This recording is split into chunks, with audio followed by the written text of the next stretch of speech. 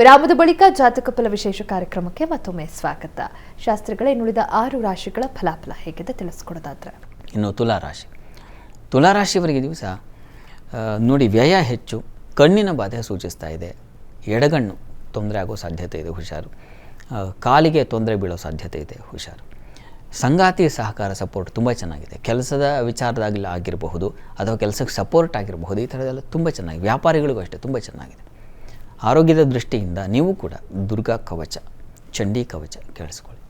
ಇನ್ನು ವೃಶ್ಚಿಕ ರಾಶಿಯವರಿಗೆ ಲಾಭ ತುಂಬ ಚೆನ್ನಾಗಿದೆ. ಈ ದಿವಸ ಕೆಲಸದಲ್ಲಿ ವಿಶೇಷವಾದ ಒಂದು ಸ್ಥಾನಮಾನ ಸಿಗುತ್ತೆ. ನೀವು ಮಾಡಿದ ಕೆಲಸ ಒಂದು ಮಾನ್ಯತೆಗೆ ಬರುತ್ತೆ. ಸ್ನೇಹಿತರ ಸಹಕಾರ ಚೆನ್ನಾಗಿದೆ.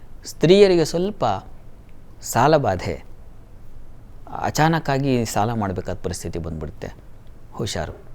ತಲೆ ಮೇಲೆ ತಂದುಕೋಬೇಡಿ, ಶ್ಯೂರಿಟಿ ಹಾಕುವಾಗ ಹುಷಾರು. ಪ್ರಾರ್ಥನೆಗೆ ದಿವಸ ಅಮ್ಮನವ್ರ ಸನ್ನಿಧಾನಕ್ಕೆ ಅಕ್ಕಿ ಸಮರ್ಪಣೆ ಮಾಡಿ. ಇನ್ನು ಧನುರಾಶಿಯವರು ಈ ದಿವಸ ಕೆಲಸದಲ್ಲಿ ಮಹಾ ಕಿರಿಕಿರಿ ಇದೆ ರೀ. ಈ ದಿವಸ ಕೆಲಸಕ್ಕೆ ಹೋಗಿದ್ದು ನೀವು ಹೋಗೋಕ್ಕೂ ತಡ ಇಲ್ಲ, ಆಗಲೇ ಶುರು, ಆ ಥರದೊಂದು ಸಮಸ್ಯೆಗಳಿದ್ದಾವೆ ಈ ದಿವಸ.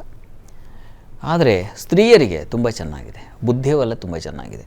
ಸ್ತ್ರೀಯರು ಈ ದಿವಸ ಅವ್ರ ಸಲಹೆ ತೊಗೊಂಡ್ರೆ ನೋಡಿ ಚೆನ್ನಾಗಾಗುತ್ತೆ, ಅನುಕೂಲ ಇದೆ.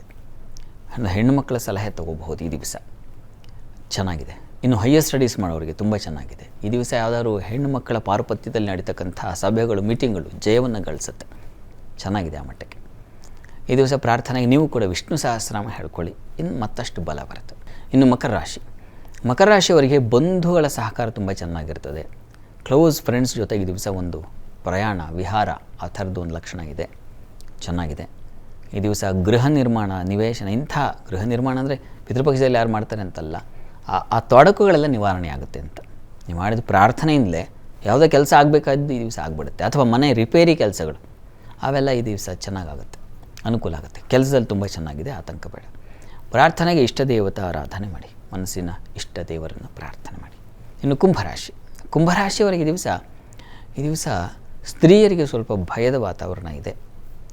ಈ ದಿವಸ ನಷ್ಟ, ಕಷ್ಟ, ವ್ಯಥೆ ಇದೆಲ್ಲ ಸೂಚಿಸ್ತಾ ಇದೆ.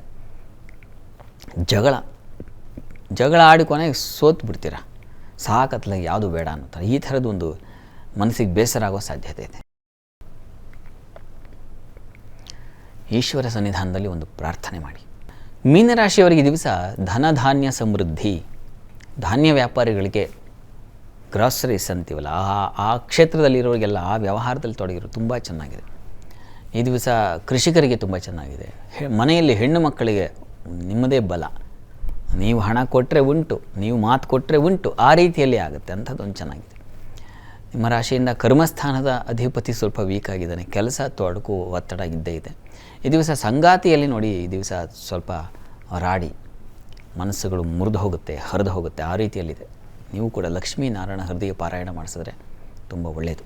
ಈ ದಿವಸ 12 ರಾಶಿಗಳವರು, ರಾಶಿ ಗೊತ್ತಿಲ್ಲ ಅಂತಕ್ಕಂಥವ್ರು ಹೇಳಬಹುದಾದ ಸರಳವಾದ ಮಂತ್ರ ಓಂ ವಿಧಿರೂಪಾಯ ನಮಃ, ಈ ಮಂತ್ರ ಹೇಳ್ಕೊಳ್ಳಿ, ತುಂಬ ಅನುಕೂಲ ಆಗುತ್ತೆ.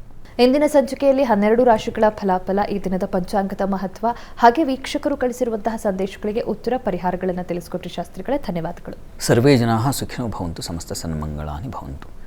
ಎಲ್ಲರಿಗೂ ಶುಭವಾಗಲಿ. ನೋಡಿದ್ರಲ್ಲ ವೀಕ್ಷಕರೇ, ಇದಾಗಿತ್ತು ಇವತ್ತಿನ ಜಾತಕ ಫಲ ವಿಶೇಷ ಸಂಚಿಕೆ. ನೇರ, ದಿಟ್ಟ, ನಿರಂತರ ಸುದ್ದಿಗಾಗಿ ನೋಡ್ತಾ ಇರಿ ಏಷ್ಯಾನೆಟ್ ಸುವರ್ಣ ನ್ಯೂಸ್.